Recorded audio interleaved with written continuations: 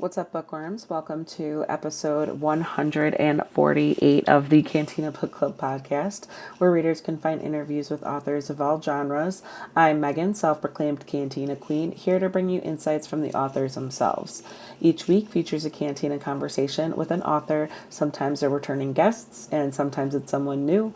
Please be sure to hit that subscribe button so that you never miss out on an episode, and feel free to browse through existing episodes so that you can catch a previous interview about a book that you finished. Today's episode features a chat with Kerri Maher talking about her book, Summer of Love. That book is available now. This was such a meaningful, powerful, and entertaining book, and the chat was just as much so. I really appreciated Kerri's openness and authenticity, vulnerability. She opened up about her own sobriety journey, how her life experiences helped her to develop the story that features these three women, and a story about, substance abuse, addiction, recovery, sobriety, and really meaningful story. We started off the chat with a demonstration of a Summer of Love mocktail recipe. So keep an eye out for that video. Whether or not it comes out before this episode comes out, you'll just have to keep an eye on Cantina Book Club social media for that.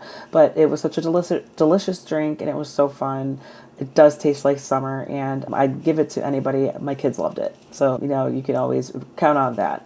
Now, some spoilers might pop up in these conversations, but the episode is more enjoyable if you've read the book anyway. So if you don't know why I'm kind of tiptoeing around a certain subject matter in terms of the demons, the dark secrets that family finds himself in, hit pause, add this episode to your playlist, and go pick up a copy of Summer of Love. The interview will be here when you're ready. Just a heads up that I often use adult language to express my feelings towards these authors and their work, and sometimes these episodes do contain some sensitive subject matter, content, trigger warnings, so just please be mindful around your comfort level and around listening ears. But without further ado, get ready, grab your favorite drink. Here is Kerri. Today we've got Kerri Maher. We're talking about her book, Summer of Love, that comes out on July 7th. Kerri, thank you so much for joining me today, and I'm so excited that we're doing a complimentary mocktail to go with your Summer of Love. I'm excited to do it with me. Thanks for being such a good sport and willing to participate in this idea. And I'm really excited to not only dig deeper, but try this delicious recipe. Me too. I'm going to be sipping it while we have our chat, but first we're going to make it, right? So here we go. Mm-hmm. I'm going to follow your lead a little bit here. I've got my fancy glass. I came prepared. I got the salt and then I've already done the prep, right? Like I've got watermelon and juiced lime, but I'm going to prep the glass. I'll prep the glass. So we're going to do lime juice around the edge of the glass. And then we've got a little dish of kosher salt here. And this is like doing a margarita or a macarita. The macarita. I love that. Okay, so I have, and this is my cute little lime wedge. So here we are with the prep. Here we go. Okay, so the recipe, and people can see a picture of this recipe on my Instagram. It's on a little postcard, and actually people can get this postcard if they order a signed copy of my book from Wellesley Books, which is my local indie, and they're including those postcards. Okay, so here we have chunks of watermelon, and I'm making like a half recipe here because it's just me here, it's me and the dog here tonight. So, and then I have this simple syrup that I made last night. So I've got like about a quarter of a cup. I'm not even going to use that much because I prefer tart drinks to drinks. So, and then. Okay. So you're saying if someone likes it a little sweeter, maybe put more of the like ratio. Yes, exactly. And I'm going to add a little more lime juice than maybe they suggested.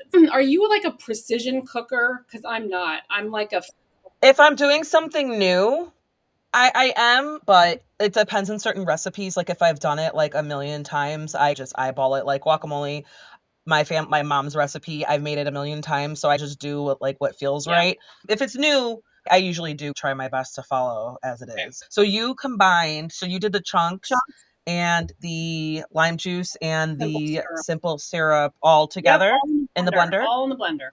Okay, perfect. That actually might help it mix a little bit better too. Okay. All right. Okay. All right. On the count of 3, we're going to make a lot of noise. Yes, I'm going to do this. Okay, got this. Got this. Now, do you blend it on low or high?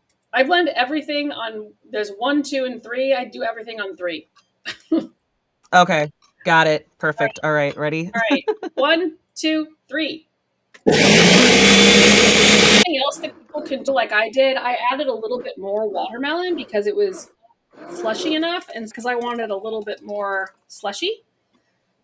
So okay. I added more watermelon. So that's, again, you can just make it work for you. Pouring it in, and then I didn't bring any ice in mine, so I guess that's an option, an right? Option. Like, the ice is an option. It's true. Okay. Oh, it looks so cute. Yay. Cheers. That's so refreshing. It tastes like summer. It totally does taste like summer. I see. Summer of love. Summer of watermelon love. Oh, I don't know if you're getting any of the salt, but I really like the salt as a counterpoint to the sweet. Oh, I have a straw. Yeah. Actually, let me. That is good. Yeah. All right. So yeah, it was smart of us to try to just do half the recipe, because even after, like, I still got a good amount left after pouring my kids a couple drinks. That's what I also appreciate about doing mocktails, because it's like I can give it to my kids. I can share it with everybody. But yeah, no, good. Okay. Right. Perfect. Yep. Thank you for doing that. Okay, so now, yay, this is delicious. Tastes like summer. I am adding some ice and a straw, so. Yeah, good idea. I'm okay with this being like on the room temperature side, but maybe like when I make another batch, maybe I'll try with some ice for sure. Yeah. Nice. Okay, so to get started, can you share, like you said you wanted to be spoiler free, so can you share a summary of Summer of Love so that people can follow along with the conversation? Yeah, sure. I have to just caveat this and say I do not have a great elevator speech for this book. Like, this is, I think, the shortest possible version is it's a family secrets novel set on the California coast in San Francisco and on a Napa Valley winery. Okay, so that's a super short version. The longer version is it's a dual timeline novel, one of which stays in 2015, so it feels pretty contemporary. And the other one starts in 1967 with the Summer of Love in San Francisco. This is like the beginning of the counterculture revolution, the free speech movement, all the anti-war protests, the hippies and the Haight-Ashbury, all those things that you know about with when you think about San Francisco in the 60s. This is the summer of all of that where all of that really started. So, and the main character in the 2015 storyline is Dawn, who is the daughter of Miranda, who by 2015, she's like this famous female vintner. Like, she's one of the first female vintners in Napa. She was really in the forefront of the sort of mid-century California wine movement. She makes really high-end bottles of wine, right? So she's like famous. But Dawn, this is not a spoiler, is struggling with her drinking. And so she's got that's like one of the big secrets. Like, she's really keeping this secret to herself. She cannot figure out how to tell her mother this. Her mother, who, although she makes wine, hardly drinks at all. Because really, winemaking for her is the art and science of it. It's not really about drinking it. So we contrast that so then we go, the 1967 storyline follows Miranda as a younger woman and her sister Winnie. So Winnie is like more of a free spirit. Like, while Miranda is up in Napa in the lab trying to figure out how to make California wine that rivals French wine, Winnie has just graduated from college, from UC Berkeley. She's moved across the bay to San Francisco. She wants to be a poet. So she's participating in the war protests. She's writing for magazines and newspapers and working as a copy editor and working on her poetry. She also reconnects with a high school boyfriend, and it is very hot between them. So, yeah. Yeah. I just really enjoyed getting to know the family, and also just, you weren't afraid to go there with the serious themes and just the struggles, like real human struggles that I imagine a lot of your readers may or might relate. And because it's like, this is life. Life is heartbreaking, but it also is a story, like, when I was reflecting on it, I was like love is the driving force, and how that can just help like heal you, that can help you forgive, that can help just love yourself and move forward and carry on and just like accept yourself as you are, and then work on yourself like following that. And it's just it was just so powerful. I loved getting to know your characters, and just you made me feel things, and it was like a package like threw us in it, and then but like you gave us a hug at the end, like it's all right. I love that. I love that. I gave you a hug at the end. That was my intention. Yeah, life is hard. Life gets really lifey, and it's hard, and people go through a lot of stuff to get to better off, very often get to better places. Like, I'm not going to be completely unrealistic here, right? Like, there are some people who don't Yeah. meet happy endings, but I really wanted to show how the ways in which a few different types of struggles can result in real joy and real triumph at the end, right? Like Dawn is struggling with her drinking. Readers are going to see her go through that process. She's actually, when the novel opens, she has just stopped drinking. She's like right around at the 6-month mark, but she's not really convinced that sobriety is for her. She can't even bring herself to use the word. And she has this like BFF from college, Audrey, who has been sober for like 8 years or something like that. So they talk a lot about it in this like sort of fun, modern, irreverent way. So I wanted to be able to talk about addiction and recovery in modern terms, and that was one of the reasons why I knew that this book was always going to have a dual timeline. I couldn't make completely contemporary work with the ages of all the characters. Like it really, Dawn, I didn't want Dawn to be much older than she is in the book. She's right around 40 years old in the book. And due to events, she couldn't be 40 years old and have it be later than 2015. So, yeah. Anyway. Yeah, no, I think it's also a little bit refreshing. I'm going to be 40 in February. And so it like as a reader of a lot of contemporaries and just like a lot of different genres, it's refreshing to have an older main character.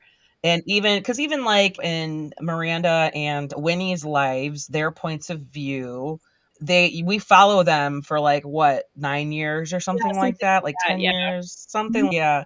So we're them grow up, and then from Dawn's point of view, or not grow up. And then Dawn's point of view, the idea is that she's already a grown up, but she's still like, the readers can see, oh, like she's still figuring shit out. Like she's still figuring things out and herself. And I think, one of the most like powerful things with her inner turmoil is because if she says the word, that makes it real. If she tells her mom the truth, that means it's real. And she's still like, she's not ready for that realness. She's not ready for that reality to like really admit it. She knows it, but she's like, yeah. And I think that's just like, it's such a unique and powerful way to present that, like without being too preachy about it. Because you weren't like forcing sobriety down our throats, but you kind of like, we're like, no, this is her story. This is their journey. It's also like mental health and the choices that people make that have a ripple effect. Across like, down the line, like around them, and then down the line generations. Like I felt for everybody. I was rooting for all of them, like even the questionable decisions, like even their mom, I think was Joan. I was like she's a little problematic, but it's okay. Like Everyone is a person of their time also. When you write historical fiction, I think one of the great challenges is to write characters who can be problematic and are products of their time. But also, you do want your modern readers often, not all the time, but often to be rooting for them, right? You want them, and so that's a difficult balance to strike. And thank goodness for multiple drafts and readers who will read my drafts and give me comments and all of that good stuff. I was going to ask one of the questions I always like to ask, because you've got quite a few published works. This is my 5th published novel.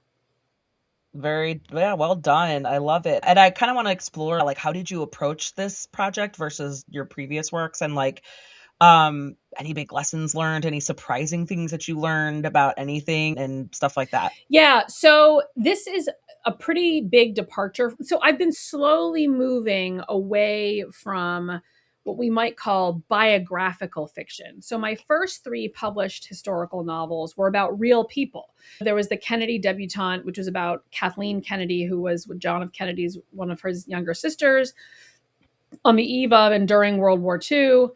The second novel was about Grace Kelly.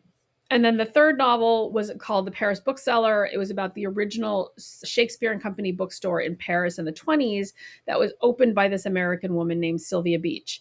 So all the main characters in those books were real people. The secondary characters were pretty much all real people also. Like in The Paris Bookseller, Hemingway was a secondary character, which was yeah. Yeah, I mean, and I always like to say that it was good that I got to practice with John F. Kennedy first, because I think that if I had tried to do Hemingway first, I might have just given up. Yeah. Anyway, so my last novel, All You Have to Do Is Call, was a departure, the first departure, in that all the characters in All You Have to Do Is Call were fictional. So I was no longer dealing with real people, but those characters were loosely based on a real group of women, the Jane Collective of Chicago in the early 70s, who ran an underground women's reproductive health clinic in the years before Roe. So, again, my characters are not the real women of Jane, but it was rooted in the real history of Jane. I used a lot of milestone dates that were true to the original group of women and all that stuff. Yes. So this was moving further away from writing about real people. So in Summer of Love, all the characters are fictional again. And the thing that makes it historical fiction is that one of the timelines starts in 1967 against this like very real, well-known backdrop of San Francisco and Napa in the 60s through into the 70s, right? So that's what makes it historical fiction or a dual timeline. But it is really different from my previous books. Something else that I realized as I was talking about this book recently is that those first 4 novels also, I got those ideas from like the world. Like, I got the idea for All You Have to Do Is Call by listening. I heard about the Jane Collective on an NPR news story. So, like, that idea came to me. This book came from inside me. So I was actually, after All You Have to Do Is Call, I was like trying to figure out what I wanted to write next. I was very lucky that my publisher wanted me for another book. And so I was trying to figure it out. And there weren't any real people that I wanted to write about. And I was really struggling a little bit. And a friend of mine told me to do The Artist's Way. Have you ever done The Artist's Way? Do you know what The Artist's Way is? Maybe in this context, I can get it, but please explain. 12-week creativity course in a book. You can purchase it at any book. It's called The Artist's Way, and it's by a woman named Julia Cameron. And it is magic. Like, it is highly endorsed by the likes of Elizabeth Gilbert. Okay, so who has done The Artist's Way like numerous times, she says. So anyway, I had been avoiding The Artist's Way for years because I knew that the cornerstone of The Artist's Way, or the foundation of it, was these things called morning pages, which is a journaling practice, a morning journal practice. And I do not like to journal. I am not a journaler. I really thought that, but I was like, okay, I was desperate. So I was like, I'm going to do it. And I'll tell you, within weeks, I don't know, maybe 4-ish weeks of doing those morning pages and the other exercises in the book, the whole novel sort of came together in my mind. So, we try things when we are up against it, and they often work. Like, The Artist worked for me, and journaling really worked for me. So I love that, because I did do it for a while, but I think I felt like maybe an obligation to keep up with it. And it's like, well, before I knew it, I was going in like weeks in between entries. And plus, it was during a time where I was like really struggling with my mental health, and I was trying like all these different things to see like what would help, and just figure out like that special sauce that would really just help. And because I've been dealing with depression and anxiety for like, God, I think I first brought it up to my mom when I was like 13 or 14. And still, it's like I've been in and out of therapies, in and out of like off of meds and all that. And I finally, as an adult, I was like, okay, like, let's see, I have to still try to figure this out. I like took a break from figuring it out, and then I didn't. And especially because I have like 2 boys, elementary school age. And so I just remember when I was like when I was pregnant with the second one, it was like it was just like hitting me so hard. I think just with all the hormones and everything. And luckily I was able to narrow it down like, okay, I got this person who I'm going to go to. I've been going to the same therapist for like maybe 5 years now, and she's great. She's hilarious. She's from Poland. So she's got that like blunt European delivery, and it's just really, she just vibes. It's really funny that she's just to the point, like she cares about you, but she's like, you know what, she's like, what do you think this is going to be like you got to do this and that. And then I found a good medication combination that just it's like journaling, all these like practices. I was reading self-help books, which I've never done before, because I was like, what, like what can I take away from this? And so I appreciate that you were like, you know what, fine. And then it ended up working out really well for you. You got a whole like a meaningful story about it, out of it. Yeah, I love that you share and are so open about your mental health journey. So really, that's such an important thing. I've had my own. I've been in therapy my whole adult life, basically. Like, I have taught a lot of writing in my day. I'm not currently teaching, but I very often would say, like, a therapist is a writer's best friend. Like, writers there's no shame in therapy, and in fact, you should just think about getting one proactively. It's really like, even if like we all like our like health is also mental, and it's like, even if you don't have like severe problems, it's still your mental health. Like, it's just like, just for a tune up. You don't have to have anything major going on. You could just go, they're ready for you. And I know couples who just get a couples therapist, so they have one on tap. Yeah. You never know what hits the fan. And listen, like, absolutely. I'm also, part of the reason I was interested in the recovery, sort of addiction, the drinking and recovery storyline, is because I am myself sober. I had my own journey, and that it is, in the end, a mental health journey. That is a mental health journey. There's a reason why and I think pretty much everyone who's using some kind of substance, it's some version of self-medication, right? Like, once you get rid of the substance, you get the fun part, which is to figure out why you were doing it in the first place. Just like make yourself feel things and figure it out. Oh, you mean I feel my feelings? Yeah. Awesome. Congrats on sobriety. That's like it's a huge thing. It's a big accomplishment, and also just to keep it going, because I know there's plenty of people who are successful with it, but then still relapse sometimes. It's hard, but it's just like, okay, like just take one day at a time. And like my cousin's, God, I think she's been sober for like 8 years now.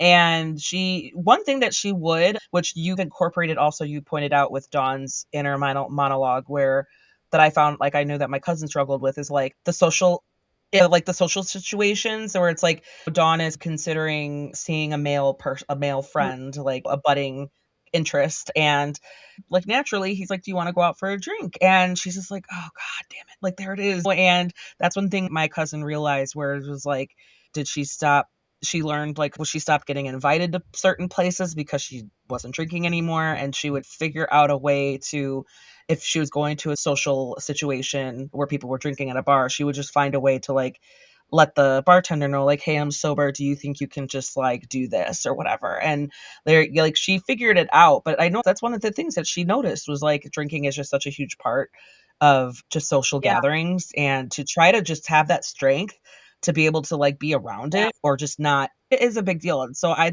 have appreciation and respect for anybody who finds a way to do that and to keep going with it, or even if they struggle with it, even if they have a couple shortcomings or fallbacks, I should say, and it's still like, it's part of the journey. It's 100% part of the journey. It's not, progress is never linear on anything. And 8 years ago, she did not, that would have been much harder. We're now living in like a golden age of non-alcoholic. Like, most restaurants have at least 3 or 4 interesting mocktail options. Non-alcoholic beer. I'm increasingly seeing non-alcoholic wine. True purists are like, you should not be having the non-alcoholic beer or wine. I am not one of those purists, but like, because it's also not triggering for me. I love a good non-alcoholic beer with some French fries on a hot day. Yeah, it's something about it. Yeah, and it's a good pairing. It is, exactly.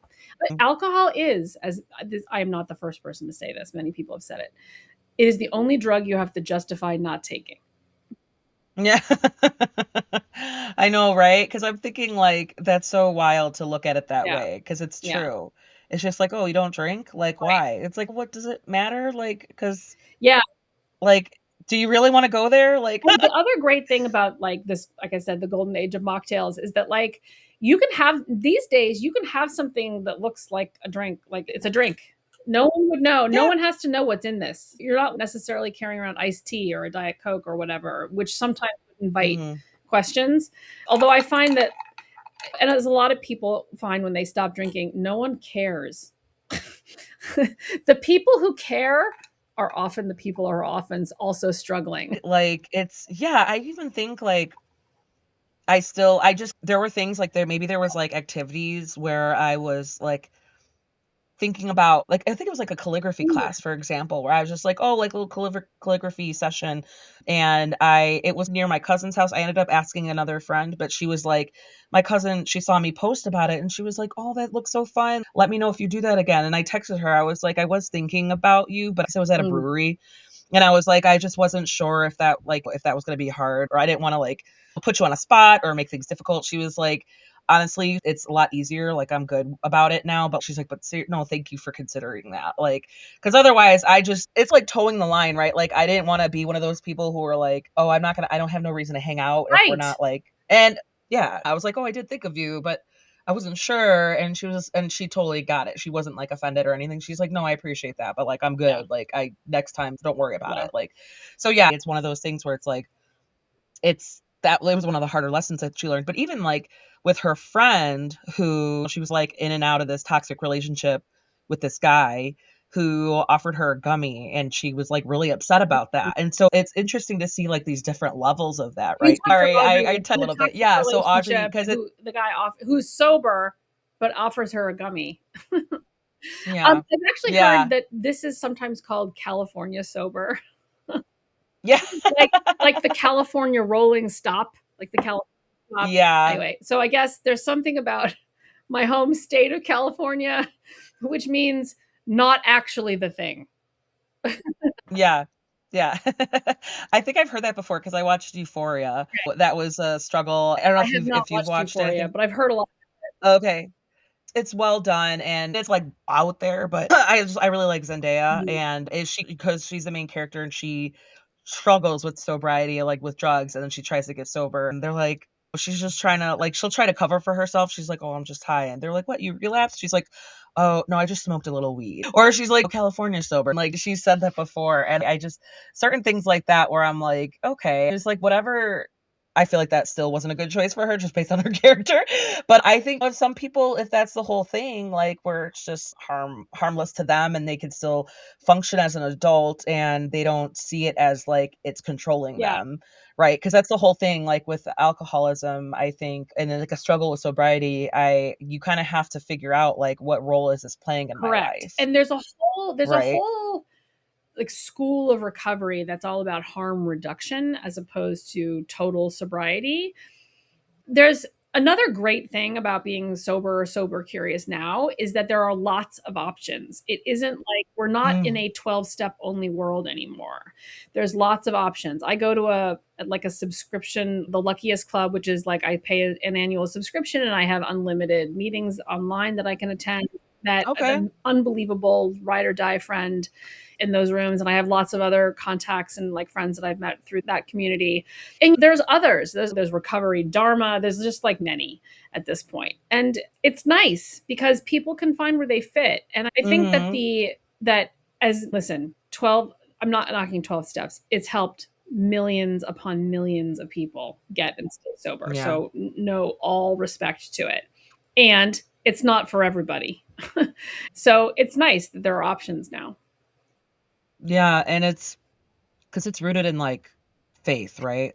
A little bit. And I think I could see how that kind of like turns people off. There are lots of atheists who are true 12-step believers. You can absolutely be an atheist. Like there's this whole, listen, I'm not going to speak with real authority about it because I am not 12-step sober, but my understanding is you can create a God of your understanding, right? So if you want to be woo-woo, you could call it the universe. God is like the universe, or you know, it could be like the room of people you're in, right? Like that is God, right? Like the moment you're in. So there's lots of different ways of understanding it. It's not Okay. Yeah, even though it does use this kind of Christian terminology, there are tons of people who have embraced it and are atheist or not Christian or whatever. Yeah, like they weren't really it's not like they found No. God, but they found something that they can connect A to higher somehow. power of some kind. Yeah. Yeah, absolutely. Yeah, absolutely. No, I love that. I love that it works.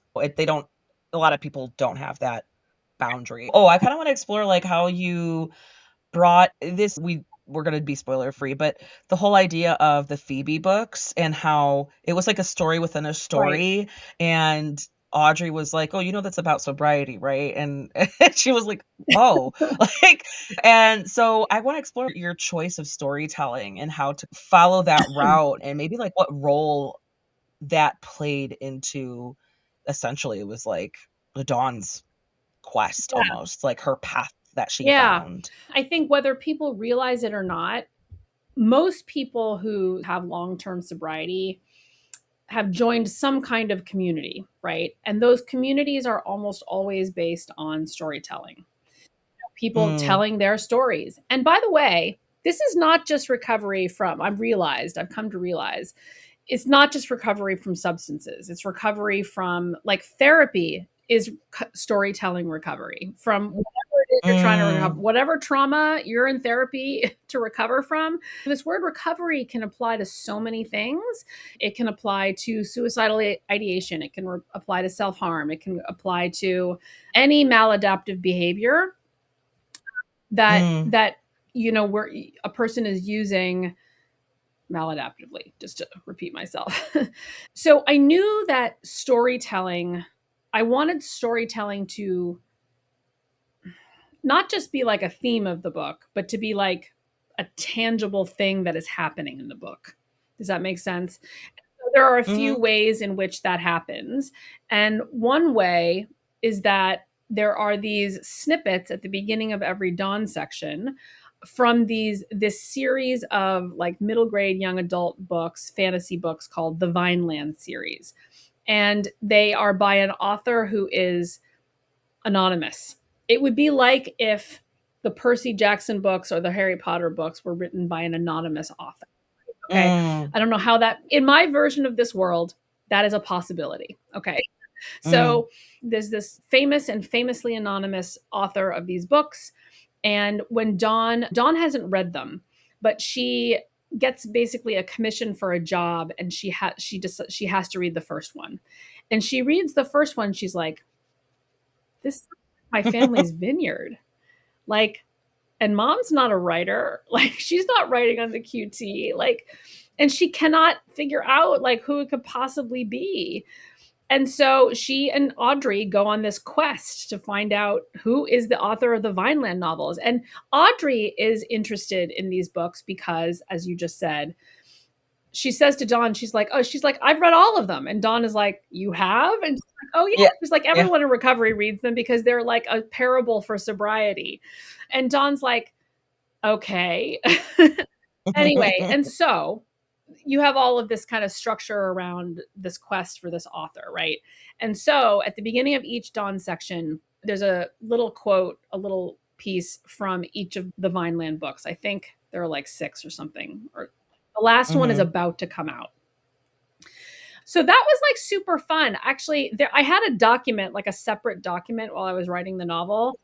I was Yeah. gonna say, I was like, did she like come up with a whole nother like narrative I mean, story for this I'm book? never going to write the Vineland novels. That is not, You well, should. No, I'm just kidding. I don't Like, even want to. I wish I wanted to, honestly, but I don't. yeah. But I did come up with kind of, I had to do some amount of world building in order to come up with what I came up with. And I knew Mm, what the overall trajectory of the books was going to be. And they have a lot in common with the Harry Potter books. And because I was gonna say because that was like a yes, it's fantasy-esque, 100%. and that's like nothing that really that you've ever tried No, to do no. before, right? Phoebe Yeah. Phoebe is the main character in these books, and she goes from like the regular world we all know, which is a little bit of a fairy tale world, and she like walks through the burning vines to the other side to Vineland. All right. And then so it's like a portal, right? So The vines were a portal. Anyway, and there's a big baddie over there, Morbus, who's doing bad things in Vineland. He must be, they think he needs to be vanquished, but we find out some other things about Morbus. So, yeah.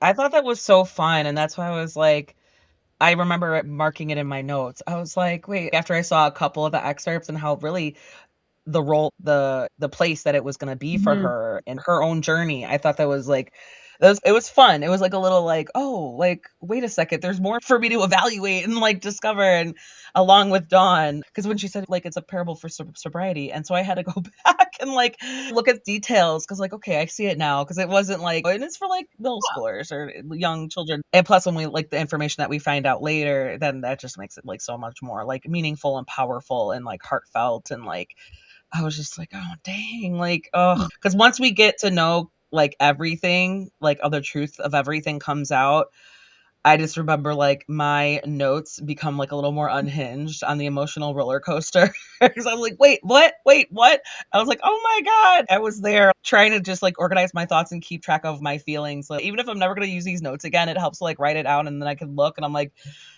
back before I chat with you, I'm just like, oh, this is hilarious. Like, so it was, yeah, that's like were the things I was feeling, because it was, yeah, I felt for them. And then it was like, it's like a big reveal, and it's not like scandalous, but it's just like, oh my God, like family drama, but also like heartbreaking drama. And it's, yeah. And it's, and I was just like, it's like, I love all of this emoting from you, because this is, yeah. When writers write anything emotional, right? This is exactly what we hope to hear readers have experienced. So thank you for sharing with me. Yeah, absolutely. Yeah, because it's just, and I've heard this before too, where people might not remember every like detail, or like maybe even a lot of detail about the books that they read, but they'll always remember how it made them feel. And that's like when I look back, even like 6 months from now, a year from now, I'll look at the title and I'll be like, oh yeah, like I'll just like, oh. Exactly. So the thing that I wanted to also explore, like the research involved, because you must have had to, outside of like your experience, that you maybe had to search just to either make it authentic or just learn just for the nature of what Miranda was doing and the family's business and how they approach it, and how she, like you said, like she doesn't see it as like alcohol. She sees it as like, oh, there's an art to it. And there's like so many things to learn about it. I learned a lot. Like, I love wine, but I learned a lot too. I was like, oh my God, that makes so much sense. I want to explore like your research, and it was everything like that you were fascinated to learn, surprised to learn, stuff like that. Yeah. Okay. So I was approaching this novel that I had to learn about winemaking. I knew a little bit about winemaking. As a person who was not going to be drinking it. But so the other thing about that though is I'm not a super science nerd. Like, there's a lot of writers who would have really gone deep into the science of winemaking, and that's just not my thing. So I really went deeper into like the history of the region. So, and that did really interest me. And who owned this land, and how did it change hands, and like what did that say, and what does that mean, and what does it really mean? One of the things, this was not a surprise in my research, but it was a surprise when I found out about it, maybe, I don't know, 15 years ago or something, which is that there's this pest called phylloxera that can be the end of vineyards. And and there was a phylloxera epidemic. There were a few in the 19th century, the second half of the 19th century, in France, in French wine country. And like, it really threatened to like shut down French winemaking. But guess what came to the rescue? California rootstock had evolved to be immune to this pest. Wow. What the French wound up doing was taking these California vine roots and planting them in the ground in France, and then grafting French varietals on top of this California rootstock, because those vines didn't really produce yummy wine. It produced really like pretty rough wine. It was hardy, like those grapes are super hardy, but it wasn't going to like make a beautiful Pinot Noir. So, but that is also the way like beautiful California wine is made, right? It is this sort of like really hardy rootstock with these I don't know if we even want to call them French anymore, like French California, these finer varietals with more properties to them to make fine wines are grafted onto this like hardier rootstock. I just thought that was so cool. And like from a historical cultural perspective, and I do say this somewhere in the book, like when there's this point in the novel where Winnie is working on the family vineyard, like as a marketer, like she's writing marketing materials. And when she learns that actually California wine and French wine are like almost the same in terms of like the actual vines. She's like, this is something we should be talking about because like and this is also a big thing about the kind of California wine history. California wine really until living memory, okay, was regarded as crappy pink table wine, which was not untrue. There was a lot of crappy pink table wine being made, like in jugs and boxes. And like I know that there's good stuff made in boxes now, but like this was the bad stuff that was in boxes, okay. And but all through those years, there was still very fine wine being made. But they had a marketing problem, which was that people who were drinking fine wine only would want to drink French. Like they were like, why would I drink? Like, why would I drink this wine from Napa Valley when I can drink a wine from the Loire Valley? Like, why would I do that? And it was a real marketing campaign to figure out how to convince people to do it. And so one of the ways I think that Winnie kind of homes in on is to like convince people that they are actually drinking French wine, but it's less expensive because we're not importing it on an airplane or boat.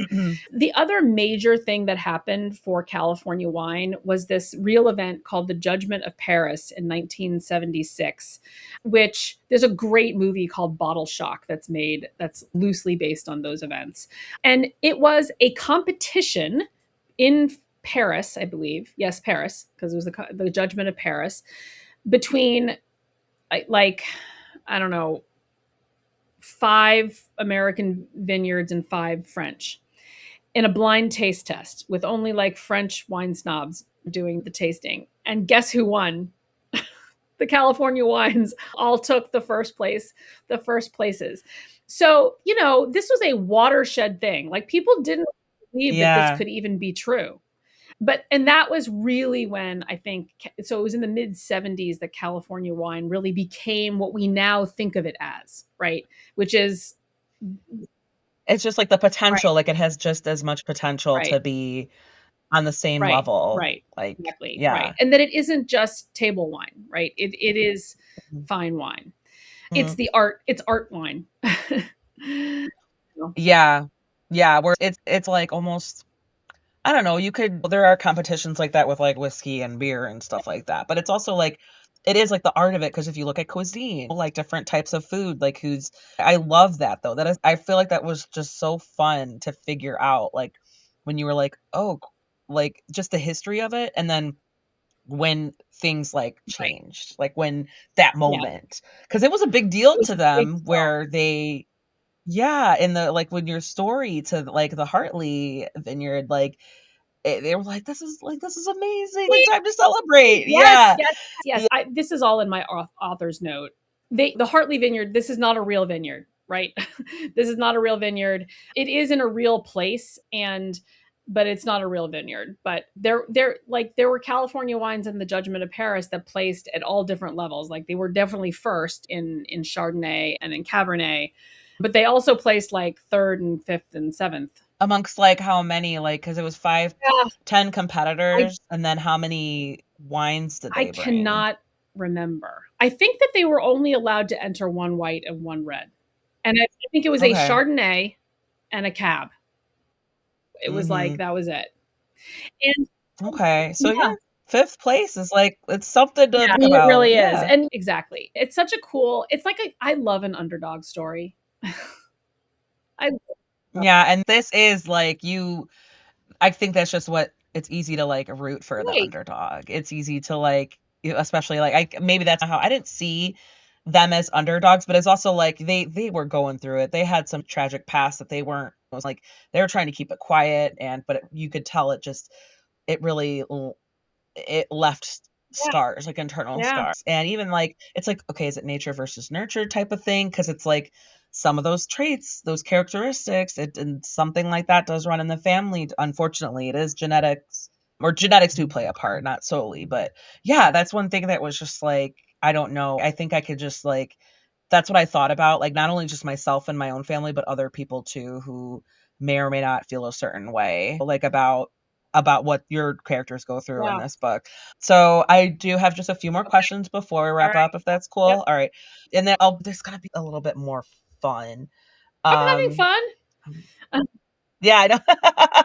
I am too, but I know like some of it's like heavy. But okay, let's see. All right, so if we're thinking about the three women, okay. I'm trying to think because Lincoln, he was something. He was something. Either had a Lincoln or have a friend who had a Lincoln.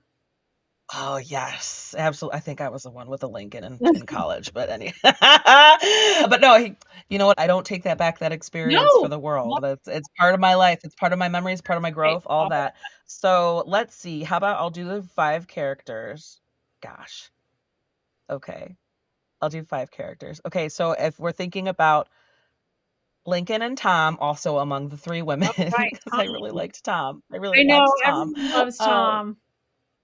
It is just like, oh, he was such a sport about anything that he went through. So yeah, Tom, Lincoln, Dawn, Miranda, and Winnie. Amongst them, who are you familiar with like the Hot Wings challenge? No.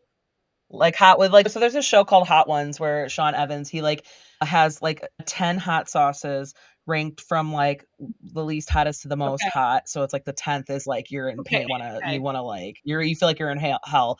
And he's interviewing a celebrity while they're going through these tastings. And so by the end, it's like they can't even answer questions because they're so distracted. They're like not having a great time. So I like 1 through 10, who would like which one of those 5 characters would like, can you rank them? Like, how far would they get? Who would get the furthest? Oh, you mean with the hot sauce? Yes.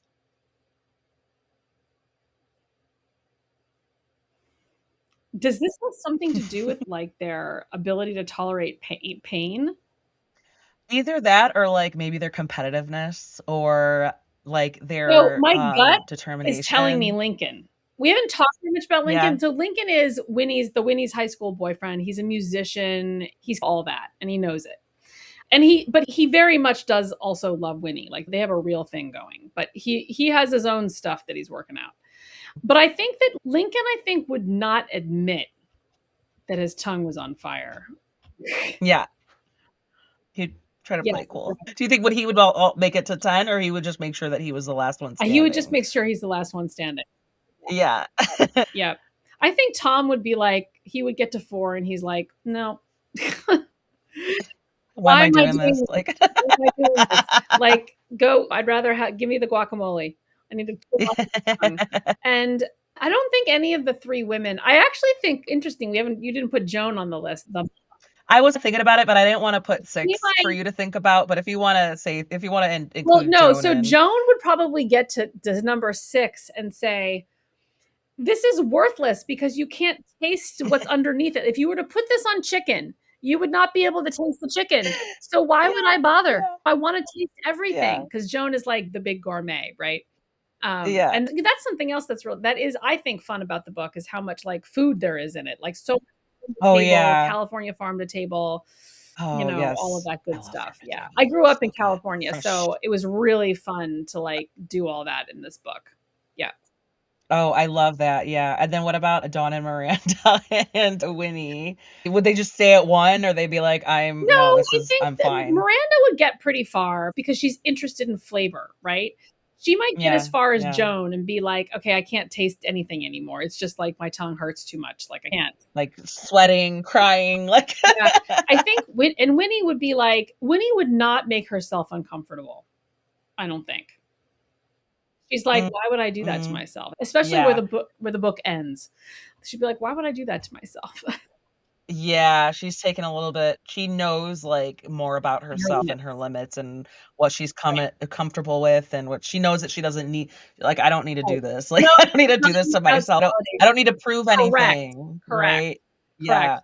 Yeah, absolutely. I love that. Okay, so amongst those same, how about we'll do Okay. six, those six.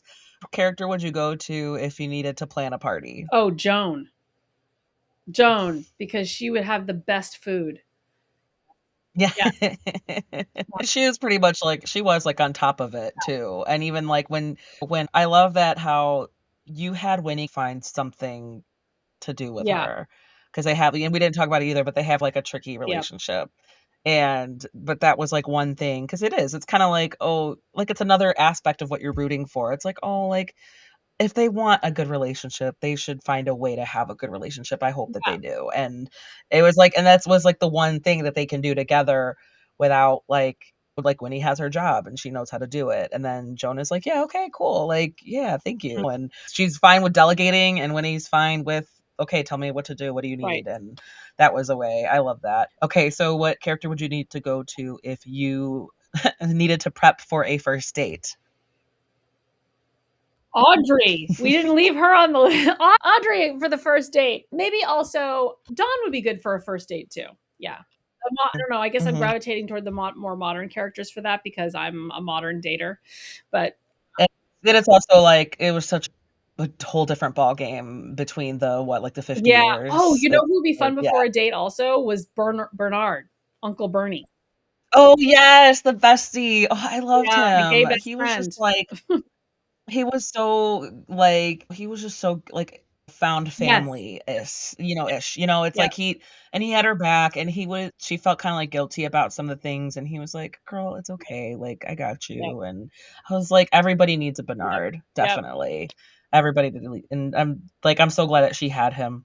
And then what character would you need to go to if you had to hide a body? Miranda. Definitely Miranda. She'd be efficient. Yes. She'd be like, we are going to figure this out and no one is going to find out. I know. It's certain characters where it's like, oh man, I like them. I would love them in my Yeah, corner. You know what I mean? yeah, Like it's exactly, yeah. exactly. And Yeah. That's Miranda hilarious. has just enough. She has a strong moral compass, but if she's going to protect someone, she's all in on that. Mm. Yeah.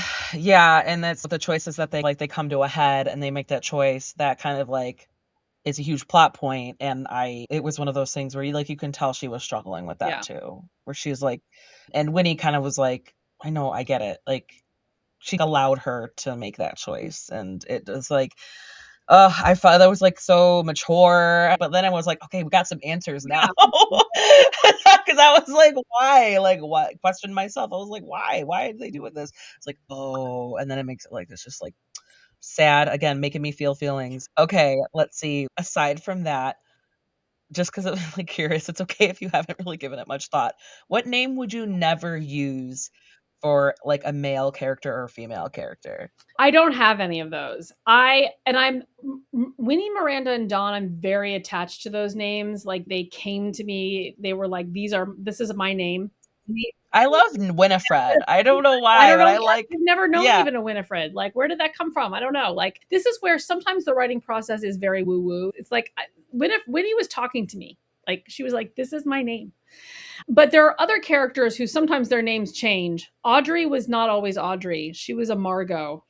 But then I read, I'm not kidding you, 6 historical novels set in the 60s where like summer novels where like the best friend was Margot. And I was like, oh, I cannot do that. This is like, like, how did this get into the water? Like, why are we all doing this? So I was like, Audrey is perfect. So but I had to like go to a list.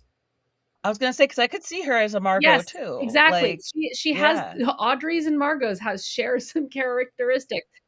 Anyway, I'm not a great, but unless like the name really comes to me, I like look up girls who were born in 1962 or whatever the there you year go. was, Yeah. and I just look at I never pick from the top 20. I try not to, but then I just go down the list. I'm like, oh yeah, and like it is interesting. I'll look at certain names. I'll be like, nope, and then I'll be like, oh maybe, and then I'll keep going. And usually there is one name that kind of like rings the bell, and I will pick. That's the name I will pick. Nice. So that's my naming conceit. Perfect. And then there's like, does it have the same with like Yeah, a it's male exactly the character same. or Exactly the same. yeah? Yeah. Yeah, nice. Cool. I know that was like a new question I start to ask because there's like sometimes the answers are like, I will never use this name. Like they are decided a long time ago. But then I've had some authors be like, I don't think there's anything off the Yeah, I don't think table. anything Like off the so or you haven't come up to that name that you're like, Yeah, absolutely not. And no, that's yeah. no, no, Yeah. You haven't crossed that or you haven't approached that bridge no. yet. I had a college who was English who told me that I was never allowed to date a Nigel. But that's like the cliche English Right. name That's I think that for was her like point. It's like you're not allowed. that's I know. hilarious. I love that No Nigel. Yeah, Nigel. because it's like, oh, Nigel. Poor Nigel. Okay, so just a couple more, I promise. Okay. Because I do like to ask this one. What advice do you have for me? Okay, just talking about those same six, you don't have to give advice to all of Mhm. them, but individually, if you could give them advice, who would you give? Like, what would you You say? know, so I'm getting this question in a bunch of different forms, like asking what advice would you get a young writer? You're asking like what advice would you give to someone early in sobriety? You're asking what advice would I give one of my characters? And I'm going to say the same thing, which is it's what Dory says in Finding Nemo. Just keep swimming. Just keep Oh, swimming. that's perfect. Because it's honestly true of everything. It's true, like, you just have, if there's something in you that you want, you just have to keep swimming toward it. Yes. I love that because I remember my whole thing, like, well, especially like I came up with it because like any people who are having like they have a newborn, Mhm. they have their first kid, Yes. and I'm like, the only unsolicited advice I'm gonna give you is one day at a Yep. time. Like just take one day at a time, and I find that can apply to like so So many many things. things. One day at a time, like sobriety, one Yep. day at a time. If you're in a marriage, maybe you're learning about yourself and about your partner, new relationship, anything, like one day at a Yep. time. A new job, one day One day at a at a time. time. Going through a loss, like one day Yep. it's so It's like, yeah, very again, just keep universal. Yep. swimming. Yep. Yes. 100%. I love that. And I think that's why it just rings, it just like people could just remember Yeah. that so Yeah. well. And then like if we got a little tune behind it, like just keep swimming, that like helps We people. both hear, like, Dory's voice saying, "Just keep swimming." Just Yeah. Or like it Ellen sounds like DeGeneres if you Eucharist, wanna like like yeah, because you could only I feel like there's certain like voice actors or celebrities where like you just yeah. hear them. It's funny because it reminds me of like the Dog Man movie. My kids like love the Dog Man books, and then when they made the movie, I was like, "Yeah, I like going to see Too. the kids Me movies too. with them because it's pretty they get it. They wanna like entertain the adults too, but Pete Davidson, so his the Dog Man's arch nemesis is Petey the cat, Okay. and Pete Davidson voiced Petey the cat. He did a really good job, but like I could only hear him, Pete Davidson. So that's what kind of that reminds me of, where it's just like, oh, do you just gotta maybe you'll just hear Ellen DeGeneres in your head saying, "Just keep swimming." Like, Exactly. I Yep. love that. Okay, Kerri Maher. So, where can we find you online and on So social I do have a media? website, kerrimaher.com, but it's not, it's like, it just tells you about me and my books. If you want to interact with me, the main two places are Instagram, Kerri Maher Writer. There I am. And you can even DM me. You can tag me, you can DM me. And I have a newsletter that goes out through Substack. Now, you don't have to like, I think there's a lot of confusion about Substack. You do not need to like, I think you have to have an you don't have account. to You have could an just account. You can just, yeah, if you go to my website to the contact page, there's like a subscribe thing. All you have to do is give me your email address and you will just get the newsletter. You don't have to nice. like join Substack or whatever. It will function as a newsletter for you. Yeah, yeah, Yeah. exactly. So that's those are my, Perfect. No, 'cause I do follow a handful of authors and yeah. people and Yeah, you yeah, can. You don't have you to. can. No. Yeah, yeah, it's basically like an Exactly. e-newsletter, but That's yeah. exactly Yeah, right. Yep. perfect. Okay, so Kerri Maher, are you working on anything that you could talk about, new I'm going to be projects? very coy and vague, and I'm sorry about that. But I am working on a new novel, and it's about a magical book, and it's an epic love story, and that is all I can say. We're in early Okay. stages. Okay, I love it. My interest is Okay. piqued. There you go. Okay, so Summer of Love, that comes out on July 7th. Kerri, thank you so much for joining me. Thank you for, yes, perfect. Thank you for being such a good sport and being totally on board with trying out this mocktail demonstration. And the mocktail, it does taste like summer. Yes. Yep.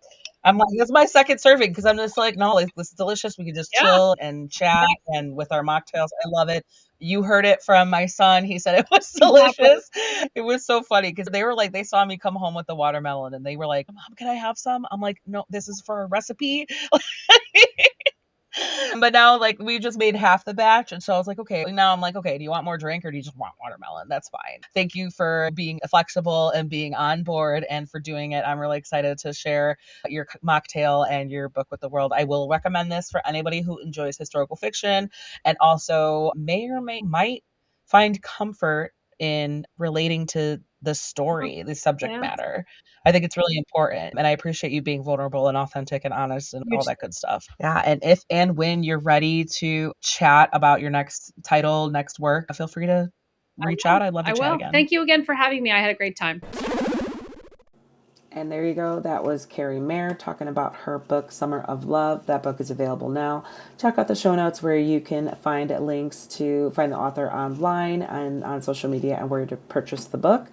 In the show notes, you'll also see where to find Cantina Book Club on your favorite social media book communities, such as Bookstagram, BookTok, BookTube, Threads, Facebook, and more. And I would love and appreciate it if you could hit that follow or subscribe button so that you never miss out on book reviews and author interviews.